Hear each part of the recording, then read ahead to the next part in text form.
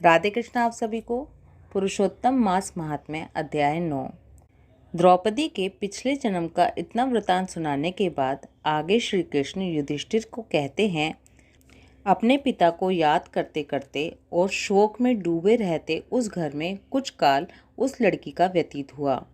वो लड़की हिरनी की तरह घबराई रहती थी, शून्य घर में रहती थी, दुख रूपी अग्नि से उठी हुई, भाव द्वारा बहते हुए नेत्रों वाली, जलते हुए हृदय कमल वाली, दुख से प्रतिक्षण मरने वाली, अति दीना, घिरी हुई सर्पिणी की तरह अपने घर में सर्रुत अपने दुख को सोचती और दुख से मुक्त होने का कोई उपाय ना देखती हुई उस किशोरी को उसके शुभ भविष्य की प्रेरणा से सांत्वना देने के लिए उस वन में एक दिन दुर्वासा ऋषि आए। भगवान कृष्ण ने राजा युधिष्ठिर से कहा कि हे राजन, वो दुर्वासा आए जिसको कि आपकी माता कुंती ने बालपन में प्रसन्न किया था। तब उन सुपूजित महर्षि ने देवताओं को आकर्षण करने वाली विद्या उन्हें दी थी, जिन्होंने सब देवताओं से नमस्कार किए जाने वाले मुझको भी रुक्मणी के साथ रथ में बैलों की जगह जोता था। मैं आपको अपनी और दुर्वासा ऋषि की ये कथा सुनाता हूँ।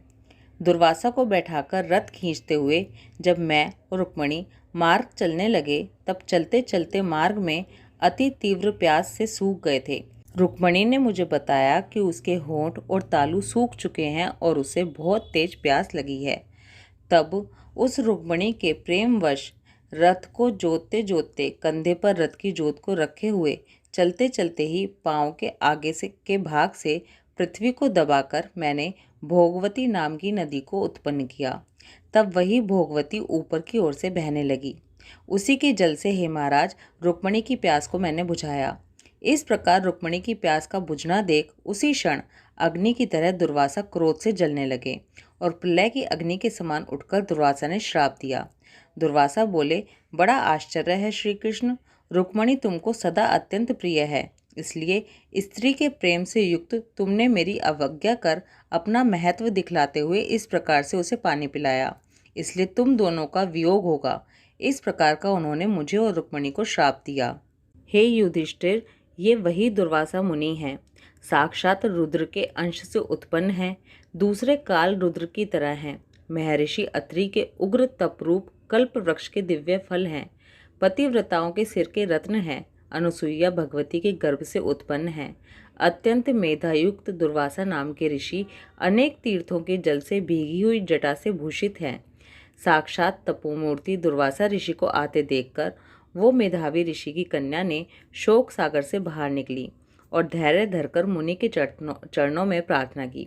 प्रार्थना करने के बाद जैसे वाल्मीकि ऋषि को जानकी अपने आश्रम में लाई थी, वैसे ही ये भी दुर्वासा ऋषि को अपने घर लाकर उनको अर्घ्य, पाद्य और अनेक प्रकार के जंगली फलों और पुष्पों से उनका स्वागत किया, आदर पूर्वक उनका पूजन किया और उसके बाद उनसे कहने लगी, हे महाभाग, हे अत्रि कुल के सूर्य, आपको प्रणाम है।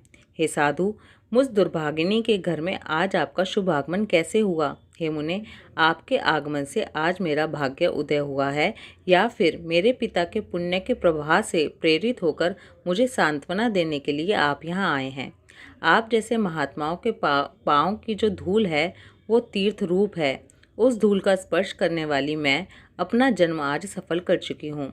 आज मेरा व्रत भी सफल है, आप जैसे पुण्य आत्मा के जो मुझे आज दर्शन हुए, इसलिए आज मेरा उत्पन्न होना और मेरा पुण्य सफल हो गया। ऐसा कहकर वो कन्या दुर्वासा ऋषि के सामने चुपचाप खड़ी हो गई। तब दुर्वासा ऋषि मंद मंद मुस्कुराते हुए बोले, हे कन्या, तू बड़ी अच्छी है, तूने अपने पिता के कुल को तार दिया। ये मेधावी ऋषि के तप का फल है जो उन्हें तेरी जैसी कन्या उत्पन्न हुई। तेरी धर्म में तत्परता जान कैलाश से मैं यहाँ आया हूँ और तेरे घर आकर तेरे द्वारा मेरा पूजन हुआ।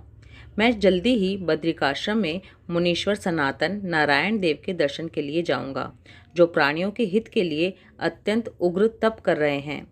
फिर वो कन्या बोलती है कि हे ऋषि, आपके दर्शन से ही मेरा शोक समुद्र सूख गया। अब इसके बाद मेरा भविष्य उज्जवल है, क्योंकि आपने मुझे सांत्वना दी। हे मुनि, मेरे इस दूसरे बड़ी भारी ज्वाला वाले दुख की अग्नि को क्या आप नहीं जानते? हे दया सिंधु, मेरी उस दुख की अग्नि को आप शांत कीजिए। मेरे विचार से खुश होने का कोई कारण मुझे दिखलाई नहीं देता। ना मेरी माता है, ना पिता, ना तो कोई भाई है जो मुझे धैर्य प्रदान करे। दुख समुद्र से पीड़ित मैं कैसे जीवित रह सकती हूँ? जिस जिस दिशा में मैं देखती हूँ वो दिशा मुझे शून्य ही प्रतीत होती है। इसलिए हे तपोनिधे, मेरे दुख का निस्तार आप जल्दी ही करें। मेरे साथ विवाह करने के लिए कोई भी तैयार नहीं होता। इस समय मेरा विवाह नहीं हुआ तो फिर मैं वृषली शूद्रा हो जाऊंगी। इसका मुझे बहुत डर है।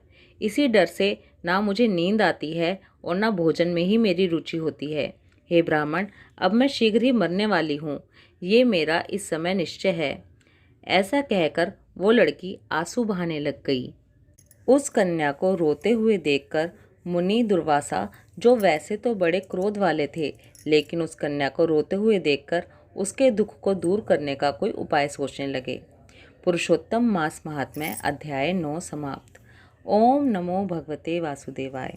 राधे कृष्णा।